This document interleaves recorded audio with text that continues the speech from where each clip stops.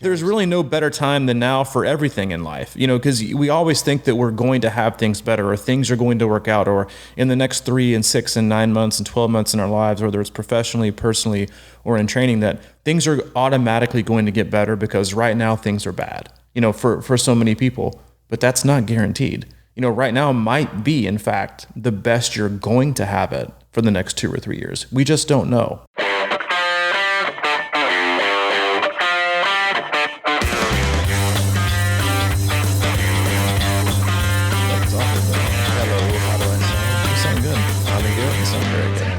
Maybe that's how we started. That we sound good? That we sound good. Hopefully we sound great. This is Crushing Iron Podcast, episode 397? 397, man, and we're taking some risks here. We are definitely taking some risks. We've been doing this for 4 years. We have been in different states, different cities, different levels of the house, different hotel rooms. We've actually done a couple of these in person when we've done traveling podcasts, when we've actually recorded on the road. Yeah, in the car. Yeah, in the car. Headsets on. Yeah, but I think we've done that. Other than that, we are definitely taking a risk. We are recording this on video. We are recording this on new equipment. We are in the office at our new C26 hub, and we are sitting within like 2 feet of each other. We aren't, we're both safe. We're both pretty healthy, so we're not abiding by the 6-foot rule at the moment, but you know what? We're pretty much family. Oh, man, you had to bring that up. I was thinking about that, but yeah, I feel safe. Dude, we've been around each other so much. We see each other basically. If we're gonna 10 hours we're gonna a day. Go, maybe this is the way to go. We're gonna, this is true. I mean, we're gonna go. This is our dream. This is what we've been doing, and I think it's a good place. It's a good place to be. We're sitting here in Chattanooga. Yeah, and looking at the beautiful mountains. Yeah, well, we need to work on our backdrop, but yeah, it is a risk today. I think it's gonna be interesting.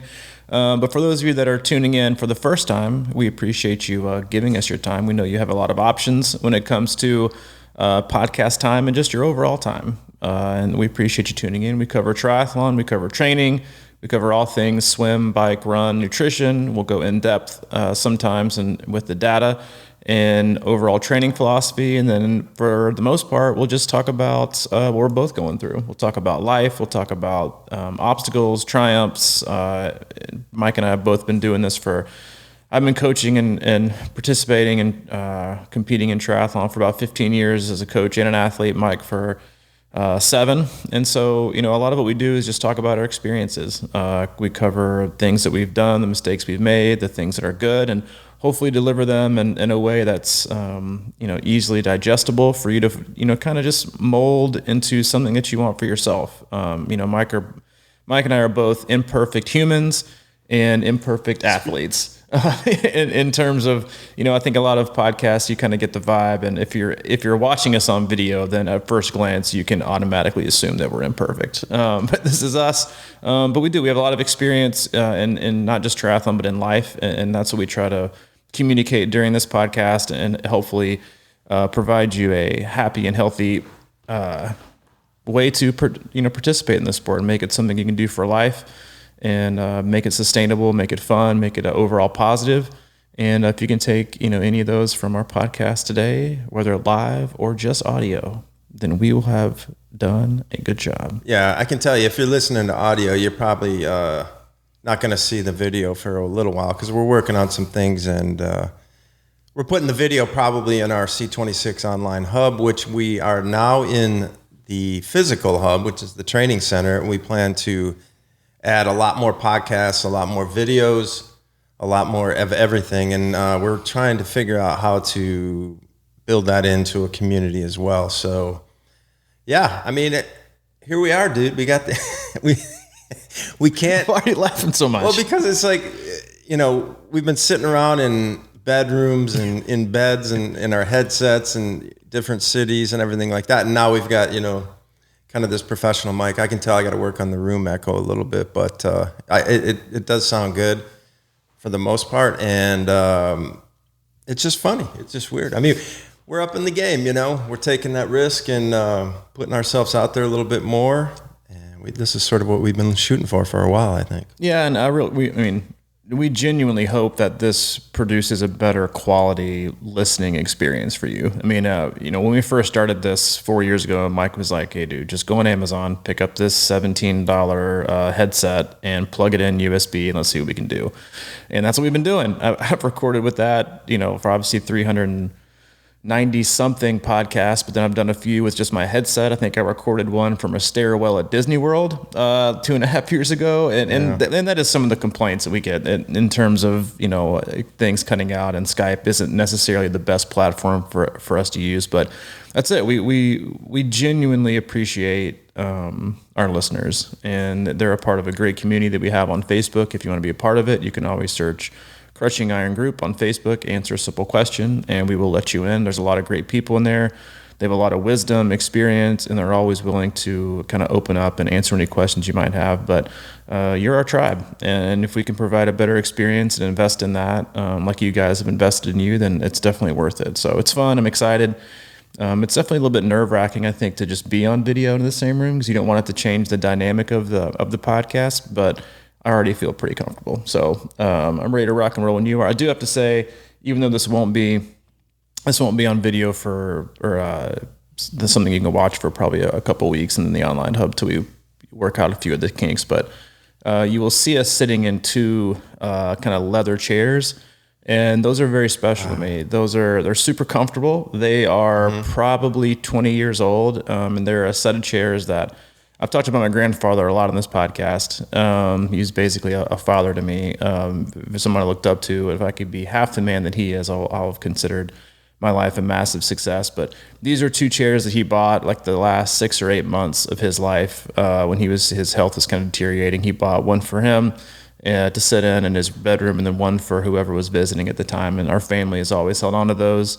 My mom's had them, and then I honestly don't know how I ended up acquiring both of them when we moved. I think people were just kind of rearranging, and my grandmother, when she was moving into another house, was just trying to get rid of them and make space for other things, and I acquired them, and they ended up perfect. And so it's a very cool to be sitting in those.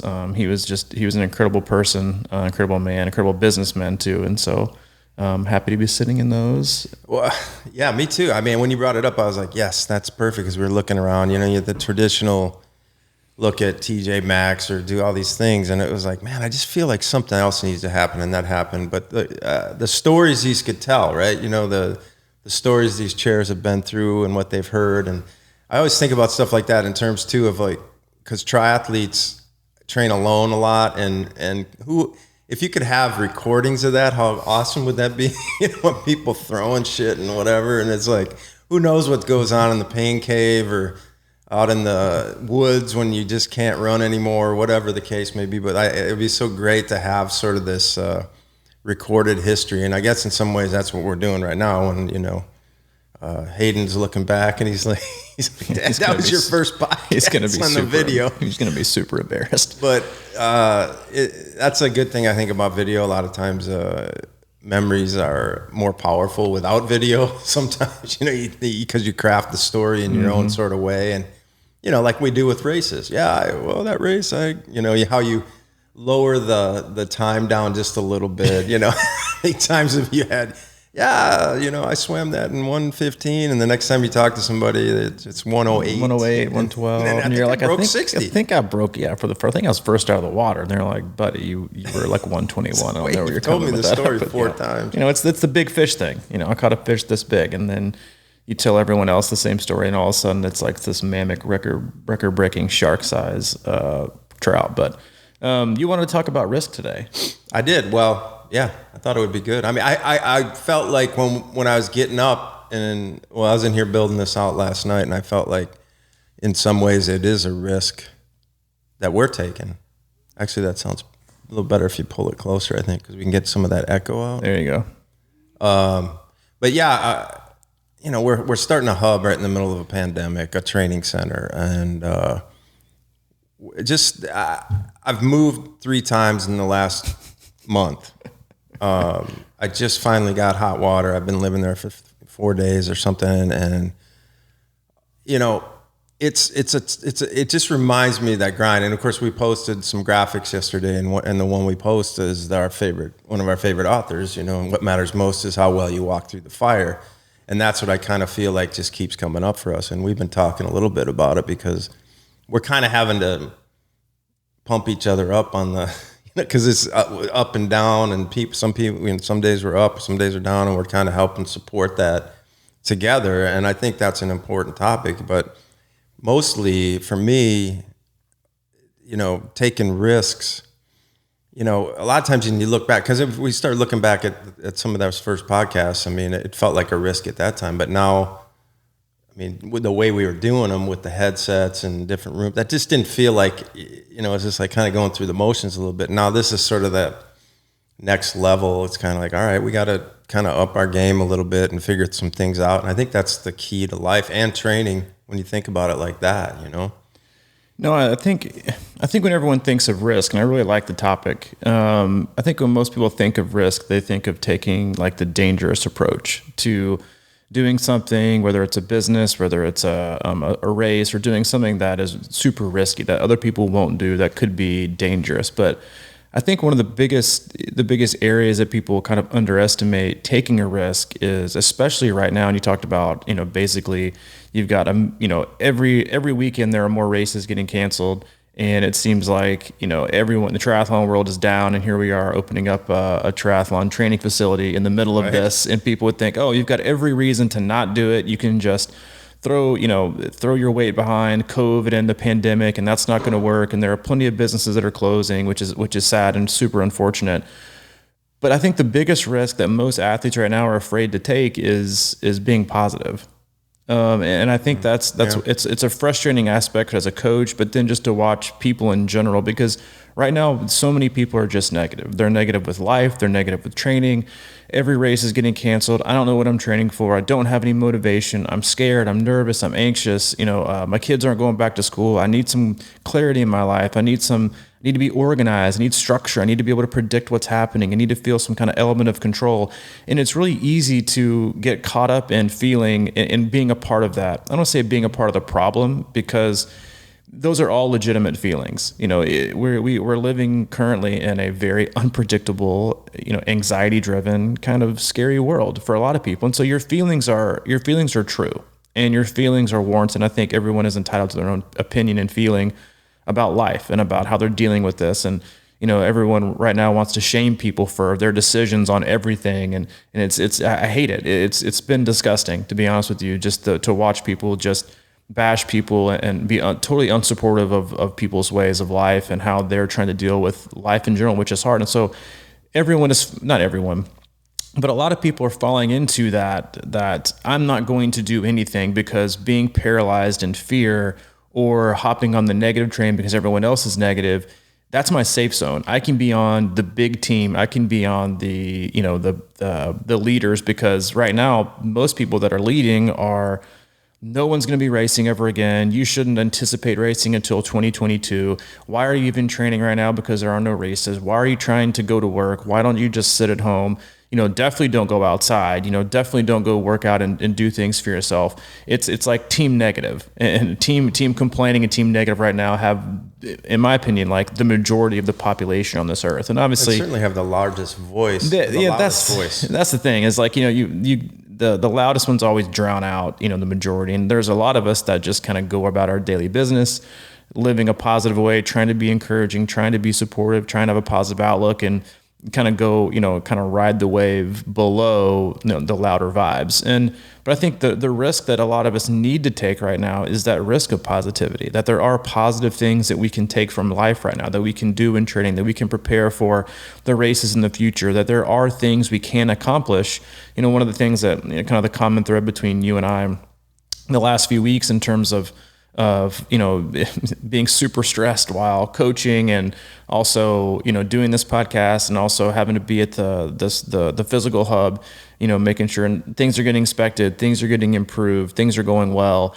And the biggest kind of thing is, I always say, well, right now we should advance while everyone else is retreating, because retreating is what a lot of people are doing. They're retreating inside their homes. They're retreating to isolation, which is a huge deal right now in terms of people are becoming so comfortable being isolated. They're afraid to go out and do things. And again, like your feelings and your anxiety and your fears are all legitimate because they all come from, all come from inside of you. They all come from a place that's probably been woven into the fabric of who you are since you were 4 or 5. That's not something you should be ashamed of, but I think it's definitely something you should address in a positive way. And so I think, that's the risk right now, is choosing to be positive when everything else and almost everyone else on this planet, it seems like, is saying, hold back, things are just going to get worse, just wait. And here we are trying to, charge forward and doing something that probably no one else is doing in the country at this moment, trying to open up a triathlon training center when all the racer can. But for me, the way that I see it is there's never been a better time,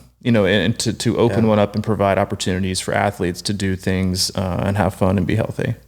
I mean, I get that, and I can see in your eyes sometimes because I mean, we're human, right? So it's not like we're just blindly, seeing flowers every day. I think we've been facing our challenges as we go, and I can see that, because I think we are a lot alike in the sense that there's some frustrations that pop up and we go through ebbs and flows with that. And I like how you put that. We have a choice, it's always a choice because historically, I'm a very optimistic person, but I can flip, I have this ability to flip into being very negative very easily. And I think you know what I'm talking about because it's sort of that addictive nature that kind of creeps up and it gets bred into our lives or whatever. But like, I know that we've been talking about stuff and I've been kind of going down this hole, man. And you've been like, but think about it. It's a great time to open this up. It's a great time to start this because no one else is doing.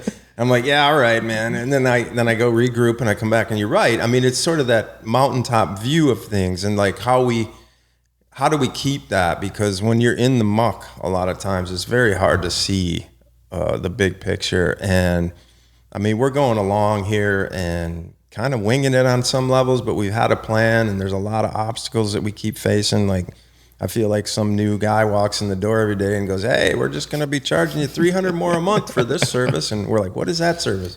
Oh, so it's sort of that, small business aches and pains. And same thing with me moving upstairs in this place and, going through the mortgage process. It just seems like an endless thing. But, the reality is it's pretty damn cool to have an office space that we've always wanted that has, high-end bikes and treadmills and an endless pool. And it's a really cool space. And I can't wait. I think, again, it's always back to that connection piece, but I can't wait till people come in and sort of give us that fresh perspective that because we're gonna, you get numb to your own life sometimes and what you're seeing. We've been coming here and it's been slowly coming along where it's really cool.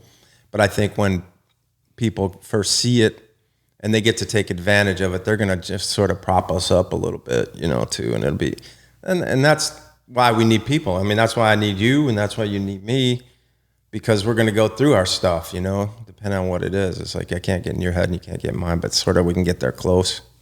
I love what you said there because I think people see life right now as, and we love to do this, we call it the case of the Mondays. You have this training plan set out, you miss Monday and Tuesday, and you're like, you know what? I'm just going to start again next Monday. I'm just going to totally wash out the rest of the week. I'm going to eat whatever I want. I'm not going to train. Next Monday sounds like a good time.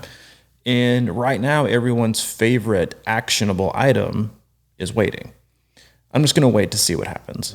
There's no reason for me to train right now. I'm just going to wait and see. Who knows when things are going to happen? I'm going to wait. And what happens is you just continue to wait. Then you become, I covered this on our Zoom call yesterday. Then you just become comfortable waiting. That you've removed every bit of the urge and the motivation to show action and anything you want to do and be committed and be motivated, that you're just more comfortable waiting. And it can be said for the same thing with our business. Yeah, there's a lot of headaches along the way, but it's like, who the hell cares? Like there's really no better time than now for everything in life, because we always think that we're going to have things better or things are going to work out, or in the next 3 and 6 and 9 months and 12 months in our lives, whether it's professionally, personally, or in training, that things are automatically going to get better because right now things are bad, for so many people, but that's not guaranteed. Right now might be, in fact, the best you're going to have it for the next 2 or 3 years. We just don't know. And so I think that, like when I, drop into my F-bombs the other day about seizing the day, was that's the best thing we can do, right now. More what? More F-bombs. No, more Bring it a little closer too.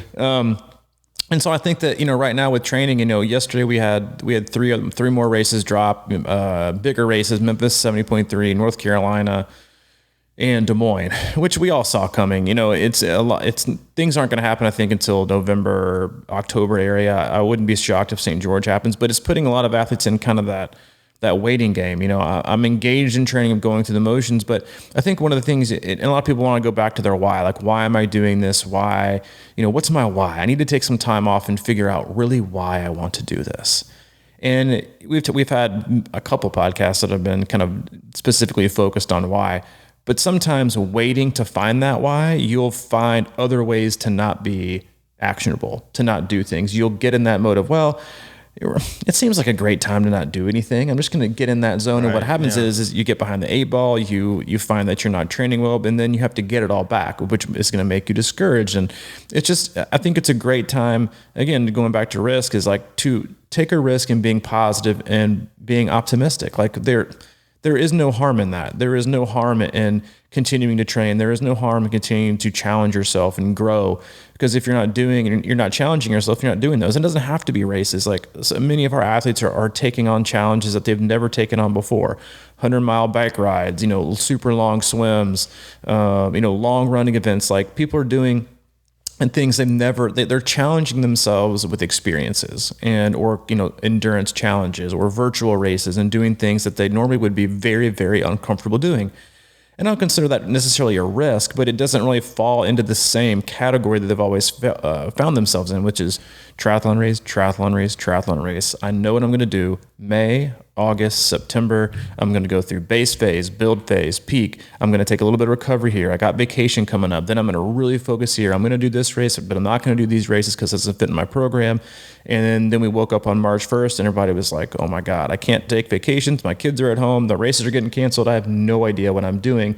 And you're stuck in no man's land. And a lot of people right now are, still stuck in a doorway. They're not going anywhere or coming from anywhere. But there legit isn't any harm in being positive and being optimistic and choosing to press forward with training or finding something fun. Find something fun in your life that's an extraordinary challenge that you don't have that pressure. Because I think that's one of the biggest fears people have now is the pressure. They don't have the pressure of race.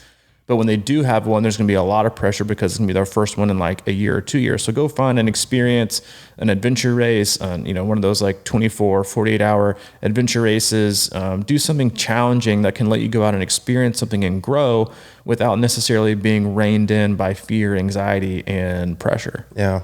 As you're talking about that, I was thinking when you said do something fun, that was exactly what I was thinking too. Because, as a guy who has a lot of different interests and things like this, you taking a risk can apply to whatever, writing a book or building things or just kind of following your passion in general. Because I think we all get, so I've used this term a lot as like premature optimization. We get kind of tangled up in this idea of, oh, I have to run a sub 12 Ironman or whatever. And now we start calculating that, 13 or 14 months in advance. And like you always say, and people ask you, hey, what do you think I can do at Ironman, Lake Placid? And you're like, I have no idea. I mean, I can't see I see where you're at right now, but 8 months from now or whatever, I can't tell. So, but it's the same way with, writing a book. And I think we get so distorted about these personal quests that we want to take and think of them in terms of like, oh man, this idea of, I look at my favorite, author or strength coach or dietitian or whatever, yoga instructor, and they all have 1 million followers on Instagram and I have like 3, and that gap can really crush you in the beginning. But man, it's like back to we sat, I think the first, we actually recorded the very first podcast that isn't actually public. I think it's somewhere. It was about pole buoys or something like that. Oh, yes. And we did that at your house. At my house, in my office. But the first podcast we posted, and I can't, stress this enough. We were looking at the download counts, and it was like 7, and the second one got maybe 11 or something like that. And it was just friends and what have you. But it's so hard to stick. The consistency is the key. Consistency is everything, and we just committed to that. I don't think if we had made a decision to go Monday, Thursday, regardless, that's it. I don't think we would be where we're at. I mean, we made that commitment and it was clear and we stuck to it. And I think all along the way, instead of trying to prematurely optimize the idea that we're going to be Rich Roll or some of these other podcasts, we just consistently tried to do it a little bit better and a little bit better. And that's where we are now today, taking it up another notch. But it's never been, how do we be the biggest podcast in the world or whatever like that. We just kind of take incremental steps. And I think that applies perfectly to training when you think in terms of, it can be daunting to think about, what you can potentially do, but how do you spin that into, yeah, I can do that and make it fun and make it an enjoyable process versus making it a stressful process. It's like, man, I know I have this potential. And some days I see it and some days I don't, but like more than often than not, I start seeing it more and more and more. And that's kind of where we're at with this, I think. And certainly with training, to just keep on that right track and look for those wins and not worry about, I always say it, but stay in the moment, stay in the day. Don't worry about tomorrow, one day at a time, all that kind of stuff. It all applies. And it's just easier when, it would be harder if I was just sitting here on a microphone myself doing this, but you weren't there. But now it's like, it's easier, because there's just a different energy. And find somebody, your muse or something. I think the hardest part of consistency for people to figure out is forced consistency. And what I mean by that is, that being consistent in all things you do in life is the best method toward success. Training almost every day, being consistent, not taking huge, weeks or months or even days off. But some people are so focused on having to be consistent that you don't understand and realize that if you just love doing something, then you become very consistent because you just want to do it. And I think, and I work with all kinds of athletes. Some are motivated by performance. Some are motivated by, specific goals. Some want just overall health. Some love the structure.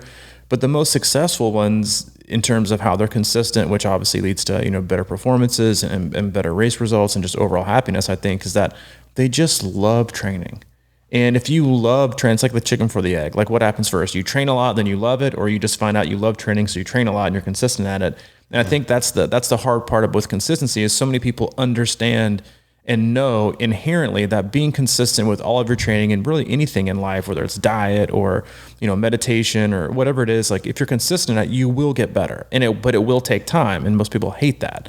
But if you don't love it, then you're going to be so crushed by the pressure and the expectation that is consistency. Oh, wait a minute. So I've got to do this almost every single day. I can't take tons of time off. It's going to take me a long time.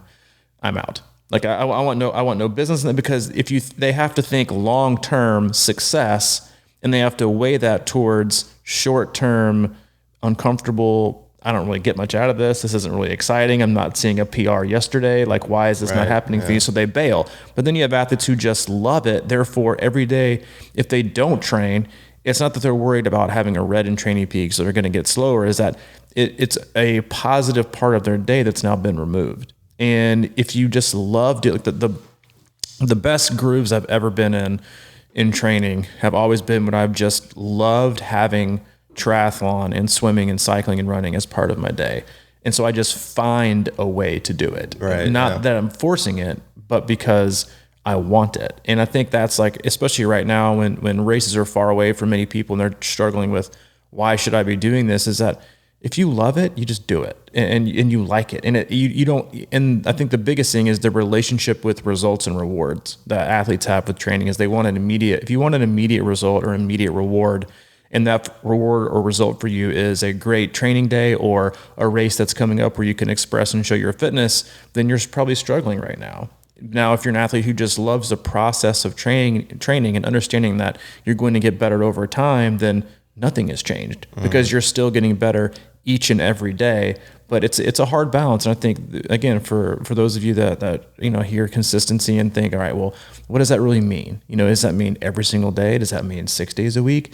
It's consistency for most people is doing something positive at least 6 to 7 days a week, which, yes, that seems like a lot, and it might seem like a huge undertaking, but it's something that's very doable. And if you find the right load management and you find the right balance to stress in your life and you listen to your body, then you'll find a positive way to use consistency to become a better triathlete. Yeah. When you're talking, there's one thing I kept thinking of. I think most people, like, watching this or listening to this podcast, love to train at the core of it. I mean, there's a part of them that loves it, or else why would you even be doing it, right? For me, the most difficult part of the time is a lot of times right before it or earlier in the day before it, you don't love it because you're jacked up mentally. You're like, I don't feel like it, right? One of my athletes has I think it's like a 5-second rule in the morning. They hear the alarm or whenever they wake up, they've got 5 seconds to get up. And that changes the game, right? Because if you hit snooze or, it's like hitting snooze for workouts, It's like if you think, man, I should go to the pool right now because I've got a window or I've got the time to do it. But then you're like, yeah, but I got it. Then I'd have to kind of rush and I wouldn't, whatever. The more you get in that habit, I think the more, and I'm just speaking from experience, like, there's times when I'm ready to go to the pool, sort of, or I know I should or can, and I put it off, then it's like hitting snooze for me, and I'll just do it later. And then next thing you know, it's gone. But the point, I guess, is sort of like her 5-second rule is once you get up and get moving, it comes together. But the longer you lay there, the harder it gets, and I think it may be even the harder it gets to get moving and get motivated. So it's the same sort of principle with workouts. It's just, we always talk about the hardest thing about running is putting the shoes on. It changes the game. And that to me, those sometimes are the habits that are more important than actually trying to work out every day. It's like getting in a habit of like, all right, the alarm, I got to get up. And you just get up and then you put your shoes on or whatever. They always talk about, remember that whole dress for success period of life? Oh yeah, that was one of the things a boss told me when I started working for the National Training Center. He was like, Robbie, here I am. If you're on video right now, you can see me in flip-flop shorts and a t-shirt. Yeah. He said, you need to dress for the job that you want, not the job that you have. Yeah, that's it. And you got to start wearing shoes to work. You got to start wearing pants. Well, Lee Sloan, if you're listening and you're watching, I'm doing just fine. This is the job that This is the job that I wanted. Yeah. Yeah, and it's just such a, but it is the truth. I think a lot of times there's something about putting yourself together in such a way that you can project to the world that feels right to you. And to me, that's what it's more about. Like, I wore a tie at work for, I don't know, 20 10, years, 15, probably. 20 years. No, it was probably 16 years or something.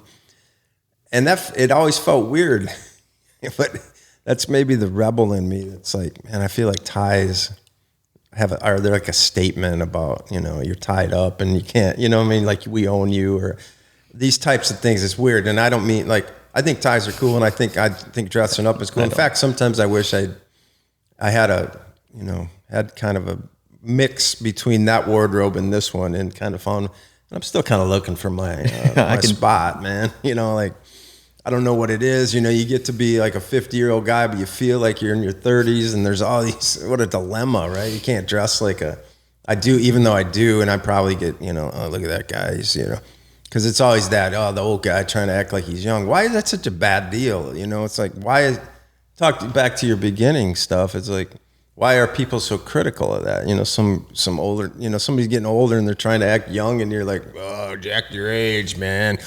Slow down and just sit in the rocking chair and let life, come to you. I don't know. I don't know where that comes from. Well, I probably do. It's sort of like it always comes from whoever's dishing it out, right? So yeah, it's always another person's reality. That's something that I heard, and we're not going to go off on fashion. fashion advice for all, because obviously if you're on video, that's the last thing that you want to do is take fashion advice from me. But, listen, I'm a 40-year-old guy who to this day has no idea how to tie a tie. And I made a commitment to myself that I don't want to learn how to tie a tie, because I don't want to ever be in a space where I have to wear a tie to work. I want to wear a t-shirt, I want to wear shorts, and I want to wear flip-flops. Was your wedding, do we have clip-ons for that? No, I had someone else tie it for me. Oh, okay.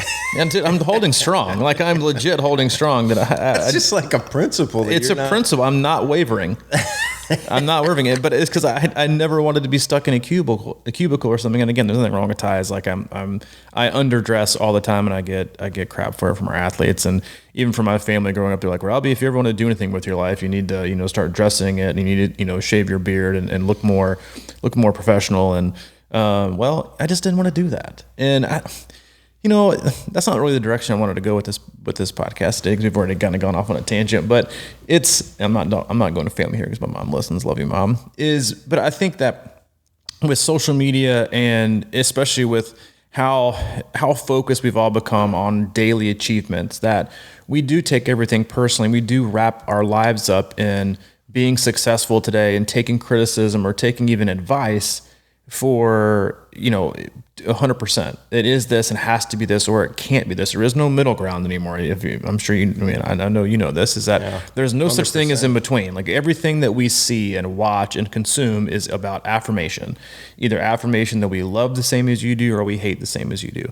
It's affirming that we don't like the same things that you do, or we dislike the same things you do. It's all about affirmation. It's not about learning. It's not about growth. It's not about self-exploration. It's all about affirmation. And if you're always being affirmed all the time, then you're never going to grow. Like, yes, you need affirmation, you need people to hold you accountable, but people who hold you accountable are also going to call you out on your BS. That, hey, do get your mind right. And so I think in terms of taking risks, putting yourself in positive situations to where, and again, risk is going back to the beginning of the podcast, is a interesting word, because people associate it with danger or doing something that's irresponsible.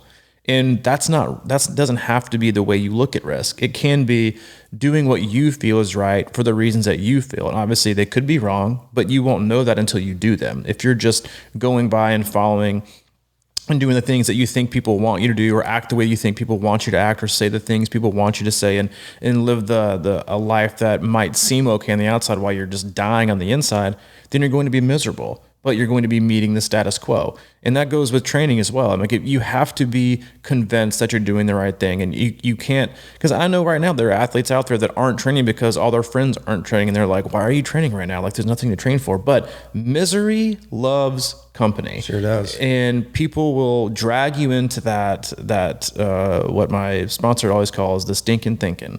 And it is people who are always negative, who are always critical, who never want to look in the mirror. And the best thing that you can do right now is look in the mirror. It's, address the things that you want to address, find focus in your life, take risks that are calculated risk. And just to be honest, like, just do the things that you love. Like, if you love training, then go train. If that day you wake up and feel like you would love a hike, go for a hike. Like, I promise you, if you just go out and you wake up every day and you do the things that you love and what makes you happy, then 2, 3, 4, 5 years down the road, this is what we're doing. We started a podcast and we did it, and I had no idea what we were doing. I had never listened to a podcast. You were like, dude, we're gonna do this, and I think people might like it. I'm like, sure, whatever, dude. I've got like a 8-week-old baby right now. I don't like anything in life. Mm-hmm. You're like, just do it. Get on Amazon, order this, and then we're gonna talk to each other on mics from 8 hours away. I'm like, sweet, sounds like a great idea. I can't wait to see how my life turns out. And we started. I was working a full-time job in Kansas City. I mean, if you listen to like the first few podcasts, you could hear like the weights dropping in the background, which I know just like irritated you to like the nth degree. But we were making it work. But we did it because we loved it. We weren't getting paid for it. We didn't have these huge dreams of being, again, like the next Rich Roll or Joe Rogan, whoever these big podcasts are. We didn't have that. We genuinely loved it. And we didn't just love the podcast.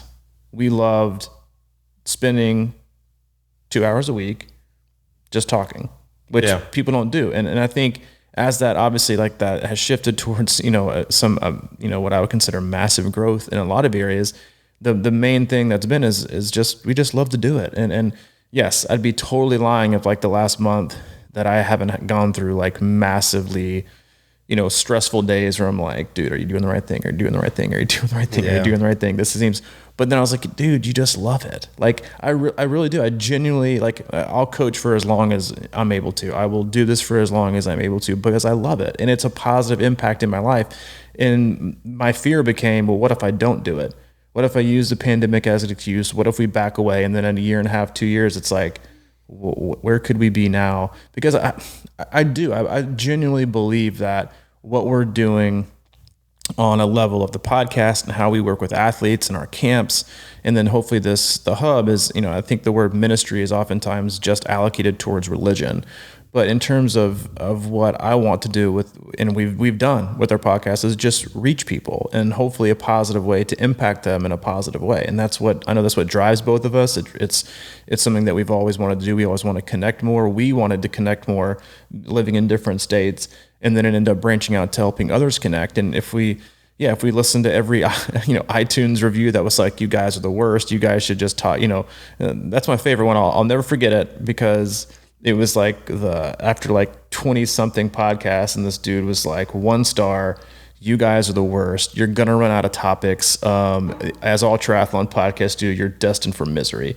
And I kind of thought for a second, I was like, he's not wrong. He's not wrong, because there's only so much you can talk about, in terms of swim, bike, run. And that's why, I love the fact we've always kind of covered all kinds of topics. But, if you just do something that you love, like I can't fathom a world that we would live in to where if you just dedicate yourself to doing things that you just genuinely love, like, where is the negative in that? Like, how are you? Obviously, it needs to be a healthy love, not like, and one based out of something that's fear or anxiety driven.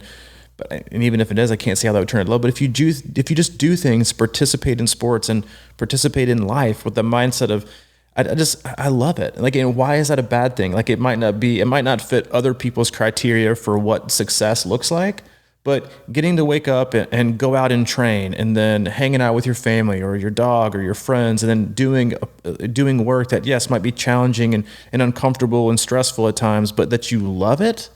Like, where's the risk in that? Mm-hmm. Like, I get it from a business perspective, and starting things in a pandemic and having challenges and doing things and training when there's no races coming up. But if you love it and it makes you feel good, then there is no risk. Like, the biggest risk you can take is giving up on that and going the route that everyone else has gone, which is just wait. We just need to wait. Let's just keep waiting. And 8 months, the people who are going to keep waiting, there might just be comfortable waiting for forever. And the ones who decide, you know what, I'm just going to wake up today, do the best I can, forge ahead anyway, do something positive, do what I love, are going to be light years ahead. You won't even be able to see them in 2 months, 3 months, and then God knows how much farther they're going to be in 2 years. Yeah.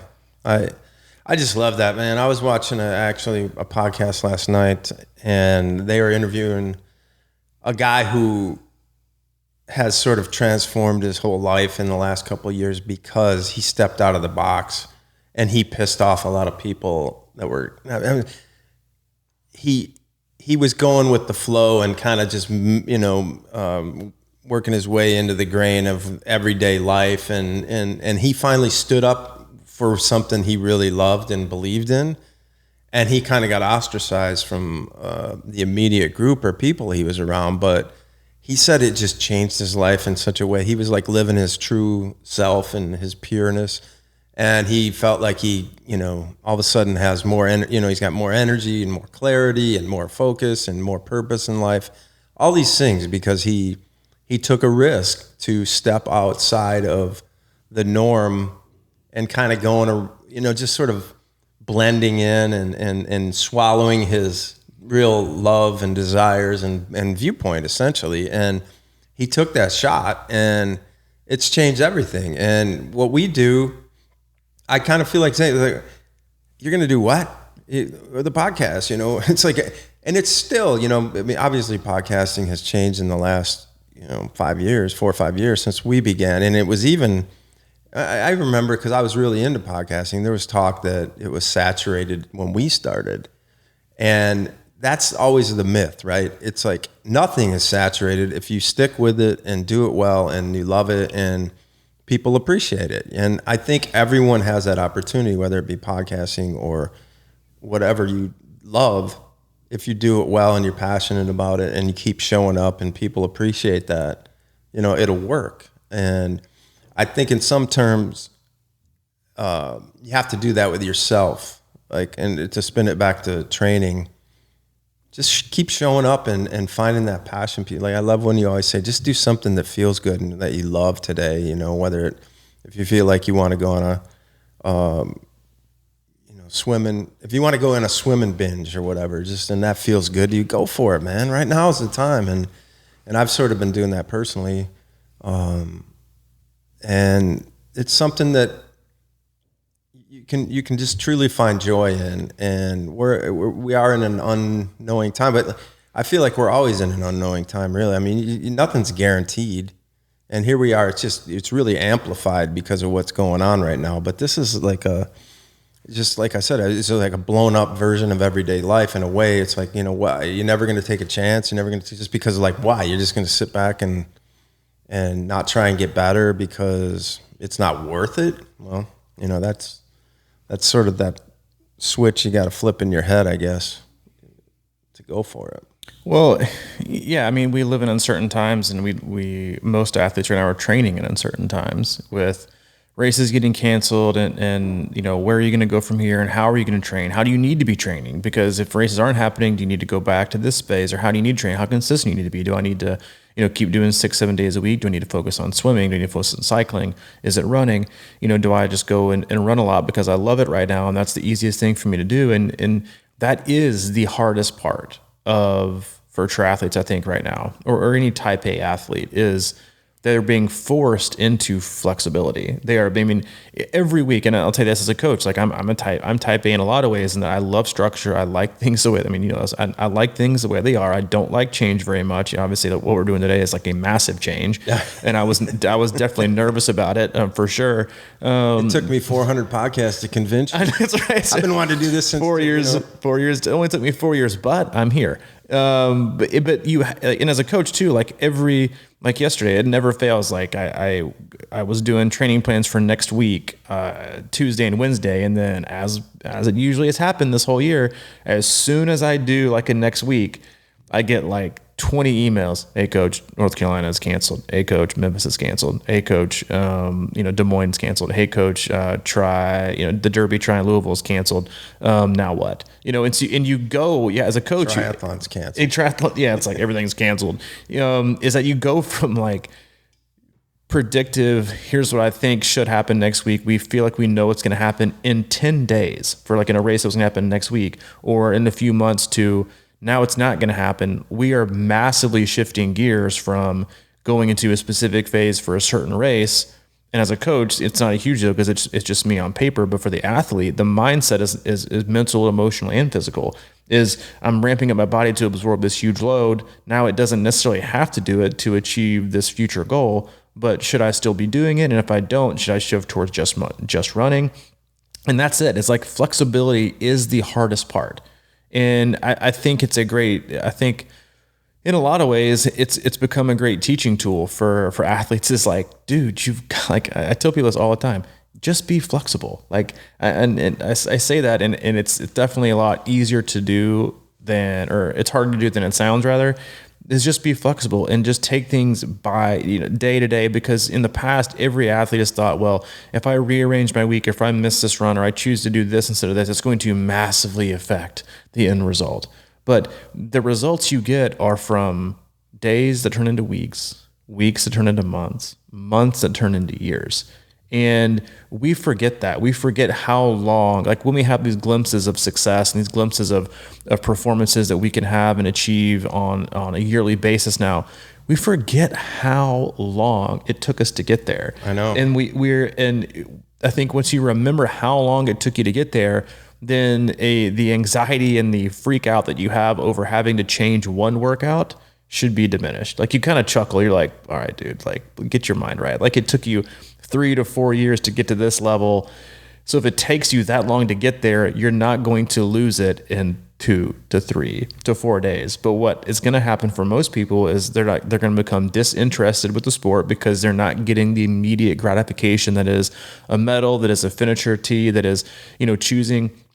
Because a lot of it's on how and why you chose a race. Was it a bucket list race? Because there are a ton of athletes that have gone on and picked competing in an Ironman for some huge reason.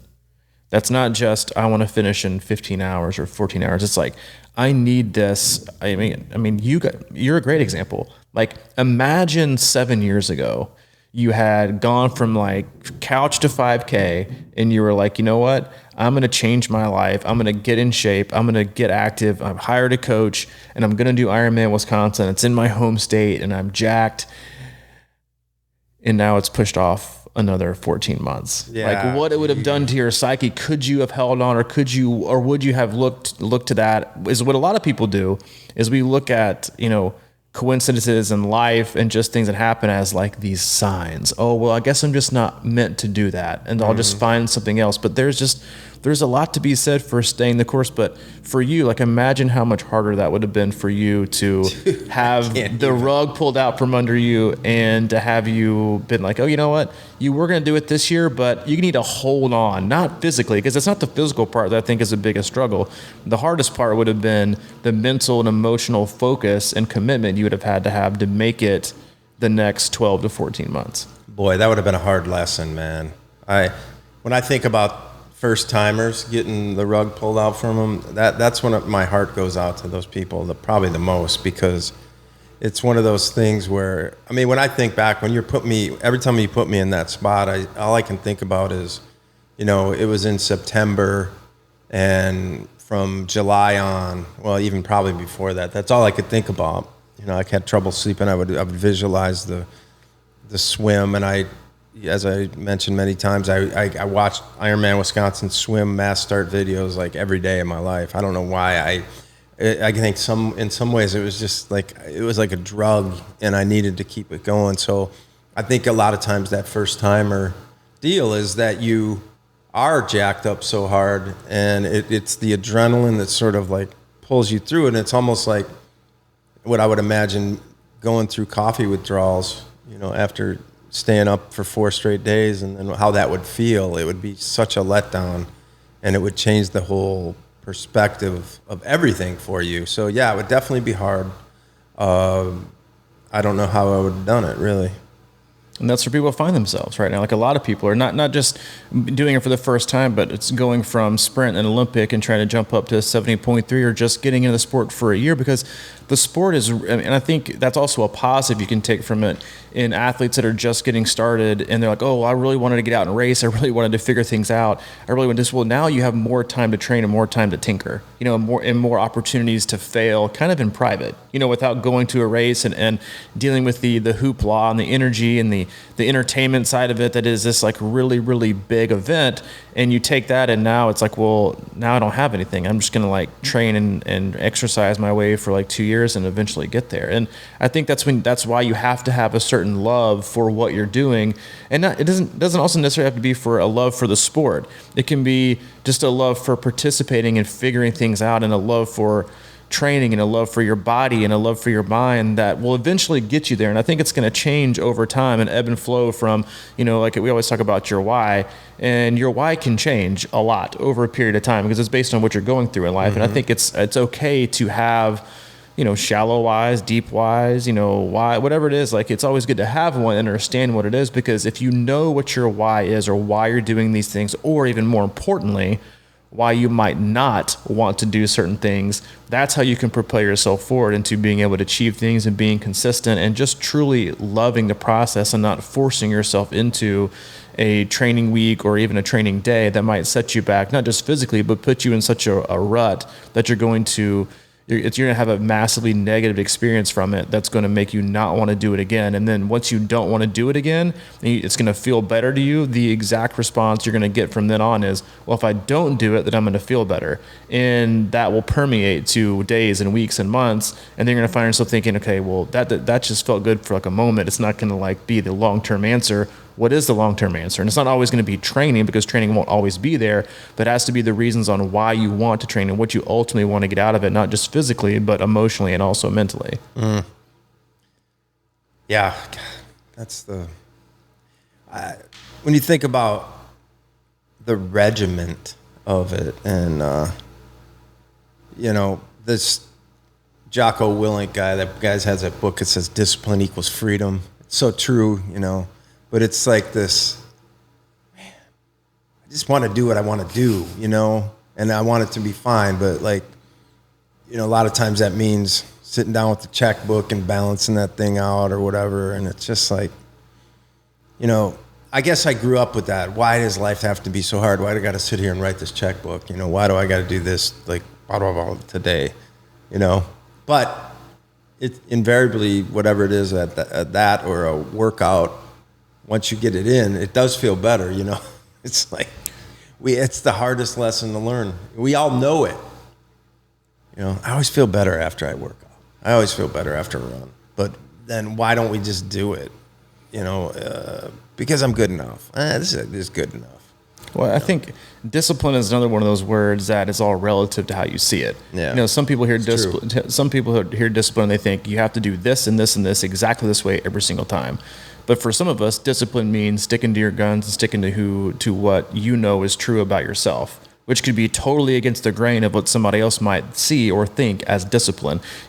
Discipline for one athlete might be, I'm super disciplined and motivated. And I had this niggle and the slight injury, but I'm disciplined and I'm motivated, so I'm running today anyway.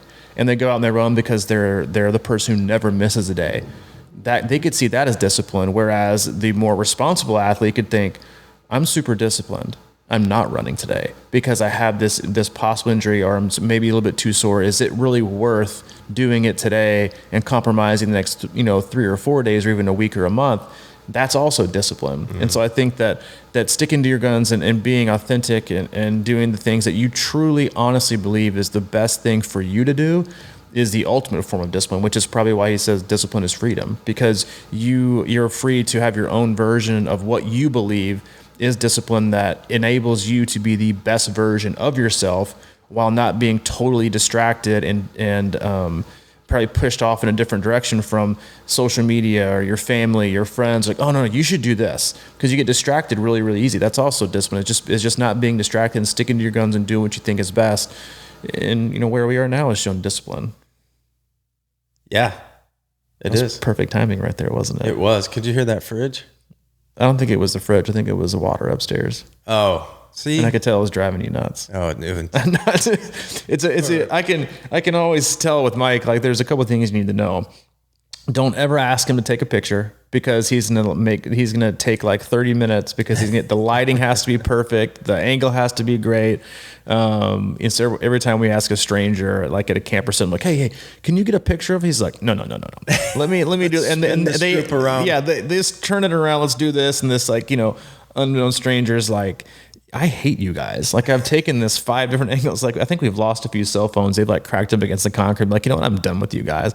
And then anything that's because this is his zone. Anything video, audio, that's all the stuff that we're doing on this podcast. Like, I have no idea how to make a podcast. I just talk. And so I could tell when this noise came on upstairs, sitting next to him, that he was about to he was like, you know what? Let's just call it a day. Let's just be done with this. This is driving me nuts. It's gonna be terrible. And I can tell wrap it. It up. Yep. And but it's gone. But hey, we persevered. We made it through, and we made it through this podcast as our first one in person on video. Hopefully, it sounded better. Hopefully, you enjoyed it. If not, then we'll try better and next time. Yeah. No.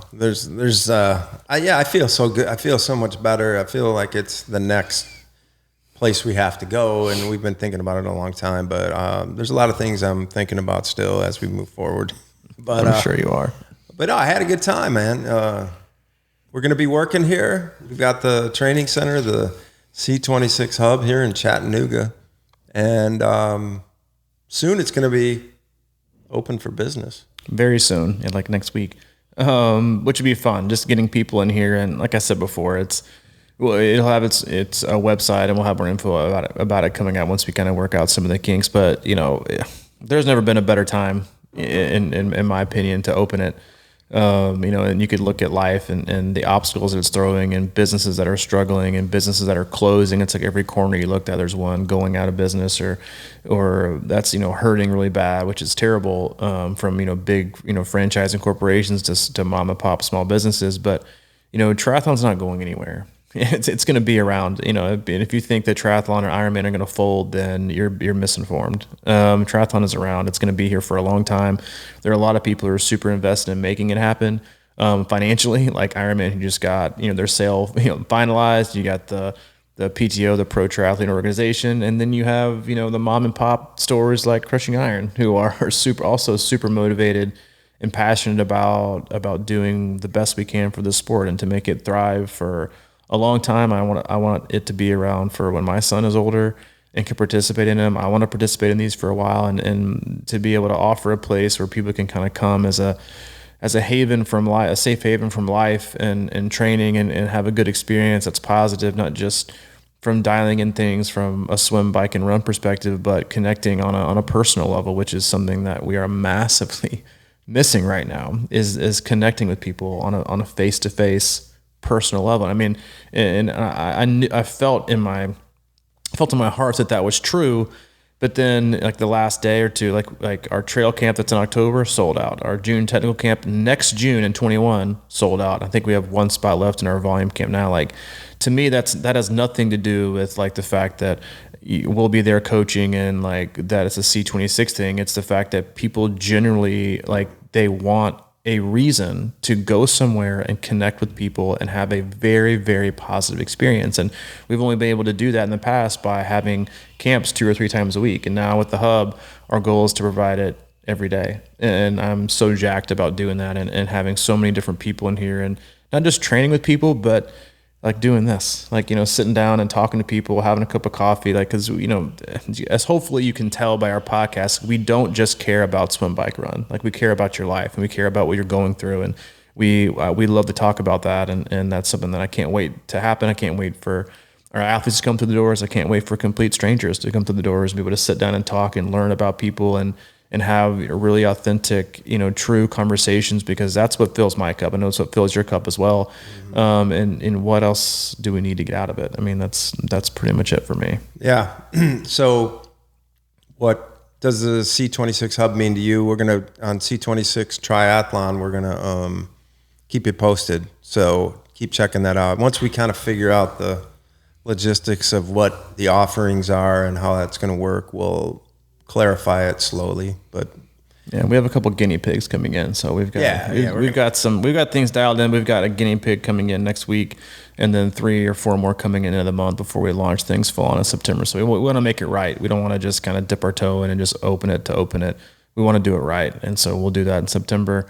Dude, yeah, it's been a pleasure. Yeah, it has been. One more thing I want to add, if anybody's still listening, it's a longer cast, but if you go to crushingiron.com, there's a leave a voicemail tab at the top. If you go on your phone or a website or on your computer, whatever, click that and call in with a question for Coach, because that's one of our next things. We want to do like a Ask the Coach podcast, and we'd love to build up,